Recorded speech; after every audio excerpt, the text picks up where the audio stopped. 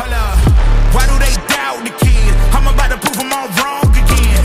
I got a low tolerance, cause they don't even know what the problem is. It's me. You waiting on the boy to fail, then hold your breath and face your death. Cause you play a roulette with each step I progress, no less. Go ahead and place your bet. Welcome back, y'all. This is the Miscellaneous Minds Podcast. I'm your host, Jesus Dinero, here with my co-host, Puma El Gato. What do we got going on tonight, my man? Mark our words. Dana White will be the death of boxing. Let's talk about it. So, for years and years and years, Dana White has talked about how boxing is dead, how boxing just isn't what it used to be, how it's basically dead and nobody pays attention and blah, blah, blah, blah. All these things, right? Very recently, Dana White and TKO Boxing, he says that's not what it's going to be called, but for right now, it's a placeholder name. TKO Boxing basically asked one of the governing bodies to amend the Ali Act. Now, if a lot of you guys don't know what the Ali Act is, it's basically a protection for boxers where a promoter cannot negotiate with the very type of sanctioning body that it's currently negotiating with, so as to basically undermine the boxers. Now, if you guys know, many boxers make phenomenally more money than does MMA fighters, especially the big names. You know, when we're talking about the big names of MMA and the big names of boxing, not even close. Not even close. You know, we have the likes of Canelo. He's reportedly about to make $100 million against his fight with William Skull. We have the names of Usyk. We have the names of Tyson Fury. We have the names of Floyd Mayweather. All these guys, $100 million fighters. Even on the lower payday, $40 million on average for these guys. The biggest fight that an MMA fighter has gone, Conor McGregor, was against a boxer where he made $100 million. Other than that, we're talking $7 million, $8 million, $9 million, $10 million, which, if you guys are in the know, and I'm definitely in the know, a lot of B+ and A- fighters in boxing make 5, 6, 7, 8 mil. So essentially, top tier MMA guys are making what at best a B+, A- fighters are in boxing. Now, the reason I bring all that up is because quite a little while ago it was leaked what TKO Boxing plans to pay their fighters, and the best, the champion, top of the food chain was getting paid $750.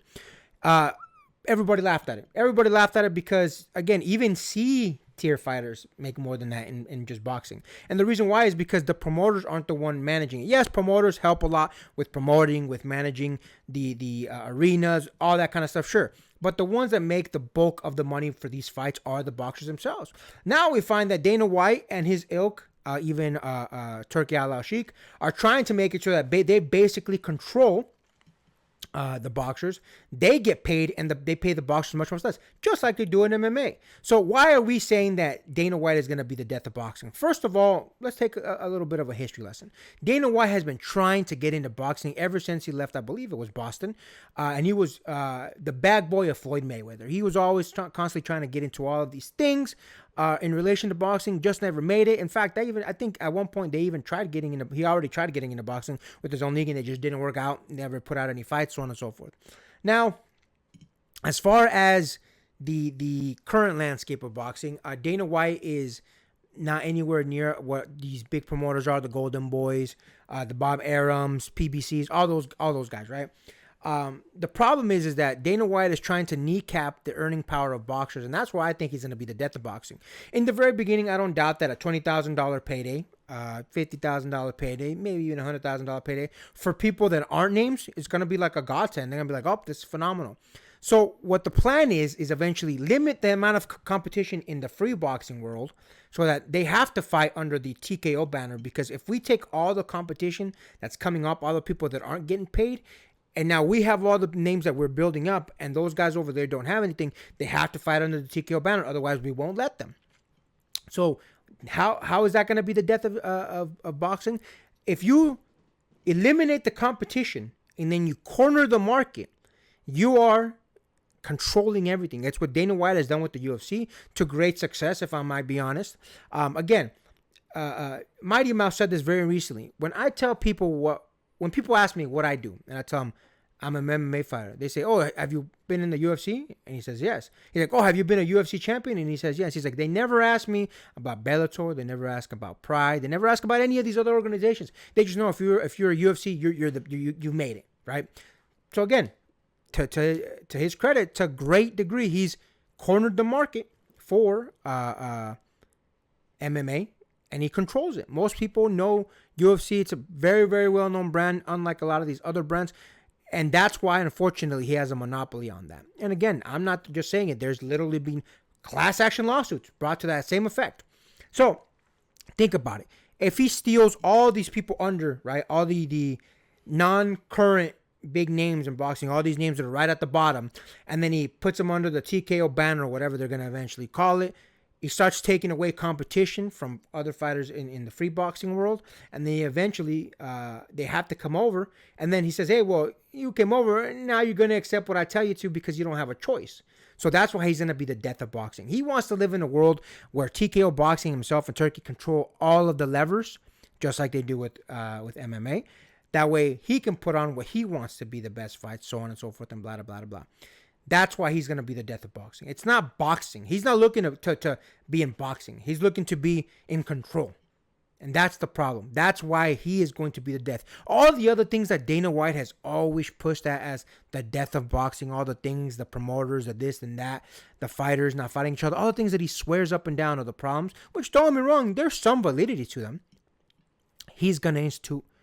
He's going to have, in his own words, the best fighting the best, but for peanuts. The best fighting the best, but he gets to make all the money. And let me ask you this, not just in MMA, not just in boxing, but in what world should the promoter make all of the money while all the guys that are taking the hits in there make less than him? It's preposterous.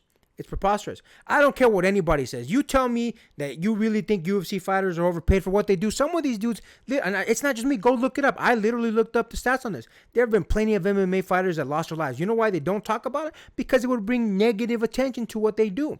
There's been plenty of fighters. In fact, I actually looked it up because I was having a discussion with someone. Between, I believe it was 2006 and 2023, because that's the last year the data was available. There was, I believe, 23 MMA deaths and 16 boxing deaths. Don't quote me on the exact numbers. They're in that area for sure, but it's somewhere in there. And that's what that brings my point to a conclusion there. Why should the fighters who are putting everything on the line, they don't get no health insurance, they don't get any sort of benefits outside of, well, we get paid, a decent living. But again, these aren't people that are... Look at all the big names. Look at all the major big names. The Rampages of the world, the Tito Ortizes of the world, the Iceman, all these guys, all these big names. They're not living some phenomenal, financially successful life. A lot of them have had to come out of retirement in their late 40s to be able to live, to be able to make ends meet. You tell me that Dana White is taking care of them. But here's the thing. I know Floyd Mayweather's still retired. Canelo said, hey, look, listen, man, I'm probably going to ride out my contract with Turki, and then I'm done. These people, and Canelo's young, Canelo's like 35. These are people that for the rest of their lives they can retire. So you really want to tell me that Dana White isn't going to be the death of boxing? What do you think about that, my man? It has always been Dana White trying to innovate in a certain field. MMA was the first and foremost. Well, sorry, it was boxing, but he failed, but then he went into MMA. It was always trying to innovate in that, but he couldn't innovate that without rich daddies. And Dana White has had more than a handful of rich daddies. The Fertittas were the very first and foremost, the famous ones that helped the UFC into prominence as it is. And now he has the ear of Turki Al-Sheikh. And let's not forget, he's also in the ear of the President of the United States. Let me tell you a story of how all these webs all come together. So, when the Fertittas were bringing up the UFC with Dana White at the helm, obviously they were the ones funding all of it. Up until their dealings in 2006, there was a couple of MMA promotions, pretty famous ones. There were one very famous in Japan and a couple in the United States. Pride FC was the most prominent one in Japan. Now, granted, Pride FC, if you study some of its history, they always kind of had shady underdealing, so they were kind of going to implode anyway. But, granted, If you look at Pride FC, they had a bunch of phenomenal fighters that were on that list. Vanderlei Silva was probably one of their top ones. The other two that were in, the United States, World Extreme Cage Fighting and Strikeforce. And Strikeforce, I think, is probably the most prominent ones to come onto this because Pride FC, World Extreme Cage Fighting, and Strikeforce all became victim of consolidation. They were all bought out by Zuffa, which Zuffa owns the UFC. Now, Strikeforce is probably the most egregious one because UFC always like to tout this propaganda campaign that only the best fighters are in the UFC. I want to bring up Strikeforce because when they got bought out in 2006, obviously when they bought Strikeforce, they bought the contracts of some of the fighters that were on the Strikeforce roster. I'm going to read you the list of this. The best only belong in the UFC. But these are the fighters that came from Strikeforce as a result of that consolidation. Alistair Overeem, Nick Diaz, Daniel Cormier, Fedor Emelianenko, Gilbert Melendez, Jake Shields, Jacare Souza, Ronda Rousey, Chris Cyborg, Dan Henderson, Fabricio Verdum, Frank Shamrock, Luke Rockhold, Chung Lee, Demetrius Johnson, Mighty Mouse, Gegard Mousasi, Gil Menendez 3, John Jones, Misha Tate, Rafael Cavalcante, and Robbie Lawler. Now you think, okay, that's the MMA. This is boxing. It's a different realm.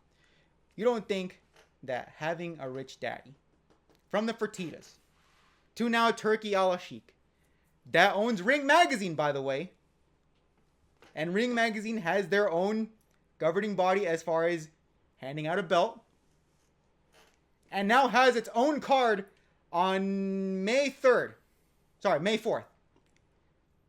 You don't think that's at least a little bit of groundwork for consolidation? For any sort of consolidation whatsoever in the boxing realm. And again, let's bring it back to one more daddy that he has the ear of. The President of the United States, Donald Trump. The Ali Act was a federal law in 2000 that helped protect the fighters. You don't think for one second that when Dana White, who has famously been the ear in Donald Trump, and Donald Trump has been seen multiple times at UFC events. Hell, he was at UFC 314. You don't think for one second that Dana White might bring up the Ali Act more than a couple times and tell Donald Trump, hey, you might want to amend it. It's doing me harm. You don't think for one second Donald Trump will at least try to amend that a little bit just to help out his buddy that gives him the free front row tickets to every single UFC event that shows up in Florida? You don't think that's going to happen once, or even him considering that one time, at least one time? You don't think that's going to happen? From Fertitta to Turki Al-Sheikh to to Donald Trump, Dana White has had a lot of daddies helping him out. In in MMA and in boxing. It's not going to change. It's the same playbook. It's going to happen over and over until somebody puts a stop to him. I couldn't agree more, man. You brought up a lot of good points that, not just that, but there was, when Iceman went up against Rampage Jackson, I believe it was, basically in an out of UFC promotion, the first time and probably the last time, where UFC put one of their fighters up against another fighter from another organization. They got stomped. The Iceman lost. And listen, I think Dana White has proven that as he wants to have all the control because he doesn't want that type of embarrassing incident to happen. If he controls all the levers of power, or at least him alongside some of his friends control all the levers of power, what could possibly go wrong? It's interesting to see that unfortunately a lot of these outside organizations, the Bellators, the Prides, the Strike Forces, PFL, all these other organizations that have big names want to move over to UFC. And I get it. UFC is the big dogs. I'm not mad at the fighters for wanting to do what's better for their own pocket. Completely understandable.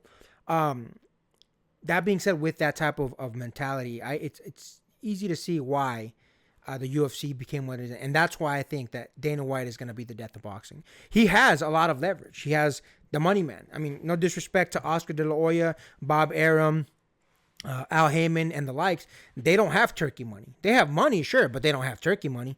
And that's why I think this is, unfortunately, if Dana White gets his way, he is going to be the death of boxing. It is what it is, man. Hopefully we don't see too many people fight. Again, I know initially a lot of smaller fighters are going to go to Dana White, but hopefully the big names hold their ground and don't move on over there.